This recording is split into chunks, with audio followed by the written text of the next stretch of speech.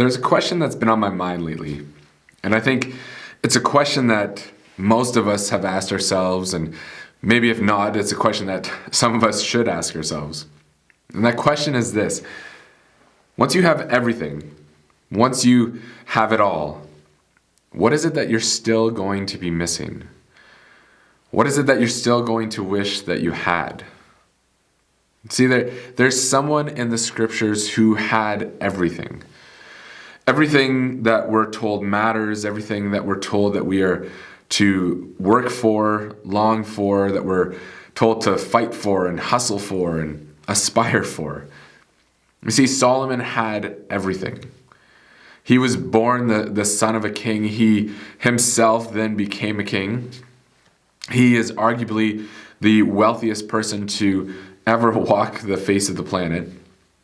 And he literally had wealth, respect, fame, and power.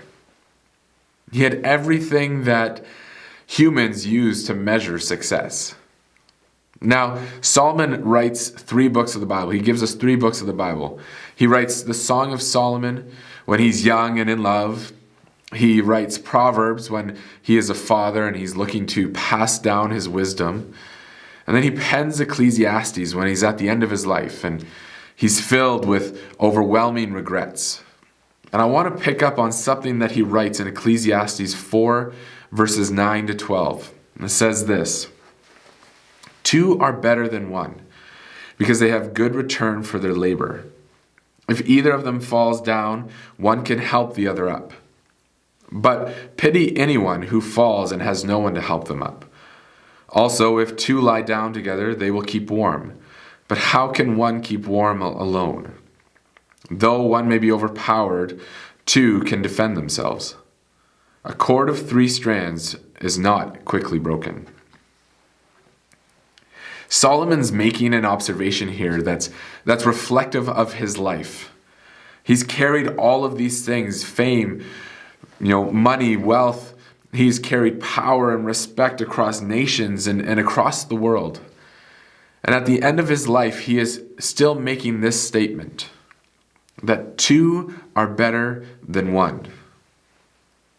It's kind of like the old statement, the old saying, you never see a U-Haul driving behind a hearse, right? You can't take things with you. The Egyptians tried it and really all they got was robbed. You can't take the things of this life with you. So at the end of our days, when we have all that we think we could fill our lives with, what is it that we're still going to wish we had? If we take anything from Solomon's life, it's this: that the thing that we're all actually longing for, the thing that we're wishing to fill our lives with, is lasting and deep relationships, deep connection with others. And it's interesting that something that we long for, something that we wish we had more of, is something that is so difficult to obtain, and I would say even more difficult to maintain. That relationships and figuring out how to do relationships well always seems like it's just so difficult to grasp and difficult to figure out. You see, I just celebrated my 30th birthday a few weeks back, and I'm not old, but I'm aging, and so I've aged enough to remember this, to remember the old days where computers used to use dial-up for their internet. Right, back in the day where you actually had to plug your computer into the wall to have internet. I know, none of this Wi-Fi stuff. I know there may be people watching this that are younger than me that are losing their mind. I'm like, what is this world? And some of you, this is right in your wheelhouse. You experienced the torture of that iconic sound, right? This, I can't even remake it. But if you know, you know. And heaven forbid somebody picked up the phone while you were trying to connect to the internet, right? It would instantly crash and you'd start all over after finding that person and yelling at them. I feel like there was probably more fights started because somebody simply just picked up the phone. And now when we talk about internet and signals and connection, we think of how many bars do you have, or what's your signal like? Is it a strong signal or weak signal? And I would suggest that relationships are much like the internet. You see, the functionality of our computer, of our phone, can either be enhanced or disrupted by the level of connection that we have. And our relationships themselves are the same way. If our relationships feel like the functionality, that the workings, the capacity of our relationships are low, then it's likely that we have insufficient connection. I love to think about this, but when I do youth, and this has happened a few times, when the internet goes down, you just watch people lose their mind, right? Because when the internet goes off, your phone simply becomes a camera, and teenagers are losing their mind. They don't even know what to do. They're like, what is the purpose of this device anymore? Because I don't have connection. And relationships often get to the same place where when there isn't strong connection, we start to question, what is the purpose of this relationship? I think now would be a good time to ask yourself this question. What is the goal of my relationships? Whatever that relationship is, whether that's marriage, parenting, friendships, colleagues, whatever that is, whatever that looks like, what is the goal of that relationship? Are my relationships building connection, or are my relationships fostering disconnect? Connection is kind of an easy thing. It seems difficult, but it's an easy thing to describe and define. One way to look at connection is this. Connection is when anxiety is low and love is high. In a relationship, whatever that relationship is, connection, strong connection, is when anxiety and fear are low. Love and safety is high. My wife and I, we kind of began this journey, when we first came together, and when we started making the goal of connection a priority in our relationship, in our marriage, we added a phrase to our language, a phrase to the way we spoke. And that phrase was this. We would say, I choose you. You can say it with me. Say, I choose you. Now, I'm not there with you right now, but I know you probably did not say it loud enough. So say, I choose you. Thank you for choosing me. But whatever it was, whether we were hurt, whether we were angry, whether we were sad, whether we were right or wrong, whether we were in a deep low, or whether we were feeling like we were on cloud nine, we were responsible to continually choose each other. Now I want to lay something out and clear something out here. It was not my responsibility to make sure Megan chose me. I was responsible to choose her, and then I had to trust that she would choose me. See, this is the power that happens when two powerful and responsible people enter into relationship and begin to choose each other day after day, moment after moment, in the good times and the difficult times. And that is where strong and deep connection is formed. I want to take a moment and kind of look at three examples out of the scriptures where we can see the power of connection. The power that happens when people live their lives in relationship in a way to decrease anxiety, to decrease fear, and increase safety and love within the context of relationships. The first example that we're going to look at is this. When the woman was caught in adultery, this is in John 8, verses 3 to 11. I'm not going to read it. That's your homework to go home and read through that account. But we see a woman literally dragged into the street. She's caught in the act, which tells me she's probably barely clothed. She's been brought in front of the people of that town. And the Pharisees have done this literally to simply prove a point to Jesus, to try and catch him and prove their rightness.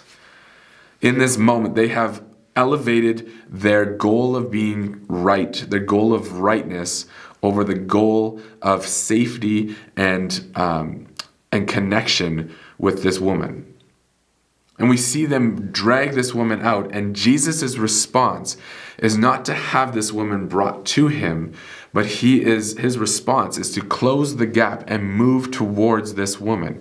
In the middle of probably the most fearful and high anxiety experience that someone could ever have, we see Jesus moving towards connection, creating a space of safety, of vulnerability, of protection, and he is prioritizing connection versus what other people thought was right or wrong. And so we see Jesus actually be able to handle the situation. I love that about Jesus, is that in this moment, often in these high intensity situations, we crumble and we lose the focus that our goal is connection. We begin to self-preserve. And Jesus continually says, this will not knock me off course. I'm going to move towards this person. I'm going to create connection. I'm going to create a place of trust and vulnerability where this person knows this is a safe place. And then we witness him actually couple truth and rightness and connection, showing that they don't have to be either or, that you can be able to actually carry truth while still connecting with somebody who is caught in something wrong. Then we see Jesus, another example of this is Jesus washing the disciples' feet in John 13, verses 1-5. And the beginning of this passage actually begins to explain that Jesus fully understood that he came from the Father, that he had come from the Father, that he was about to go back to the Father, and that he had loved those in this world. He had loved his disciples. He had loved the people in this world to the very end. That he knew what was coming. He knew that the end was coming close for him, and that he knew his power, his authority. He knew who he was, and he had loved and chosen to love those that he was around well until the very end. And so we see Jesus in that place, in that knowing of, I am powerful, I have authority, I am somebody of value and worth. He's a powerful and responsible person. And he steps into a situation surrounded by disciples, knowing that some of them were about to deny him. Some of them were about to actually sell him off into what would be his soon-to-be death. And he shows us that there is no amount of hurt, there's no amount of fear or anxiety, there's no amount of disconnect coming towards him that was enough for him to lose sight of his goal of creating a place of connection with his disciples. That he in that place of knowing who he was, knowing that I am powerful and responsible to make this choice, to keep my love turned on towards these people, towards his disciples, he takes a towel and begins to wash the feet of those who were soon to hurt him, soon to deny him, soon to betray him. And he refuses to lose sight, to lose the priority of connection in those relationships. The last example that I want to touch on is this. It's the parable of the prodigal son and the good father. It takes place in Luke 15, verses 20-24. Now, most times when we read this story, we kind of hone in on the sons, right? Either the prodigal son himself, who squanders all of his inheritance and goes and lives a wild life, and then kind of drags himself back to the father. Then we see the older brother who refuses to celebrate his brother's return because he is thinking that it's unfair that his brother is no longer receiving punishment for what he did, that he's receiving blessing for coming home. But this story is extremely important to recognize the radical response of the father. You see, the father is continuously creating space for connection to increase with his sons. This response by the father is continually moving towards the sons who are actually in a place of wrongness towards their father, who have wronged him, who continually are looking. The older brother doesn't even say that he comes in to reconcile with his family. He refuses to come in, yet the Father sends out his workers to go find him and invite him back in. The Father is continually showing that there's no amount of hurt that happened in the past, that happened in the present, or could happen in the future that would stop him from actually pursuing connection with his sons. You see, when I read these scriptures, when I look at these accounts, whether it's Jesus himself or whether it is Jesus sharing a parable, trying to teach us something, show us something in that account or that story, what I realize is that he is portraying what it looks like to prioritize and to hold the value for connection above anything else in relationship. That he is not a self-preserving God, that he is freely and openly saying, I will put myself out there to move towards connection. I am responsible, I am powerful to make this choice, and with the choice I have, Jesus continually says that I will choose you. He will choose us. He chooses those in those accounts, and he continues to choose us today. And it's an invitation for you and I to do the same in the relationships that we find ourselves in, whether that relationship is currently full of fear and anxiety, that there's disconnect. And whenever there's disconnect, whenever we open that connection and create disconnect, the first thing to enter in is fear and anxiety. It's like separating rocks in the water. As soon as you separate the rocks, it doesn't take long for water to rush in between them. As soon as we have disconnect in our relationships, fear and anxiety rush in. And it is up to us to make conscious and responsible decisions to move ourselves back together, to rid the fear and anxiety and to create a place, a relationship full of safety and love. And so what I see out of Jesus is this, that he is not willing to let fear, anxiety, he's not willing to let a situation that feels too intense, he's not allowing people who have created hurts or potential to hurt somebody, that he's not willing to allow those things to stop his powerfulness of choice, his ability to choose connection.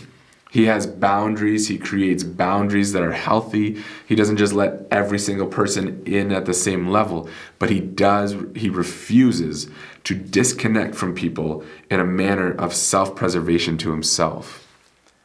You see, what I realize about relationships is that at the end of the day, our goal has to always be connection. If we want lasting and long-lasting and healthy and deep relationships, connection must be prioritized. If you're currently in a relationship, you want to be in a relationship in the future, whether that's, like I said, marriage, parenting, friendship, colleagues, whatever it is. If you're breathing right now, that means that you are likely close to somebody and you are potentially in a relationship with them of some fashion. This is what I want to tell you, that the greatest thing you can do for your relational health is to have the goal of connection. You are powerful, you are responsible, you are capable of creating meaningful and safe relationships, free from anxiety, free from fear, and full of safety and full of love. Make the goal of your relationships connection and continue to choose to keep your love on. Because even after you have everything, even after you have it all, the thing that you are still going to long for the most, the thing that you are going to wish that you had, is the people that you love. So prioritize connection and choose to keep your love on.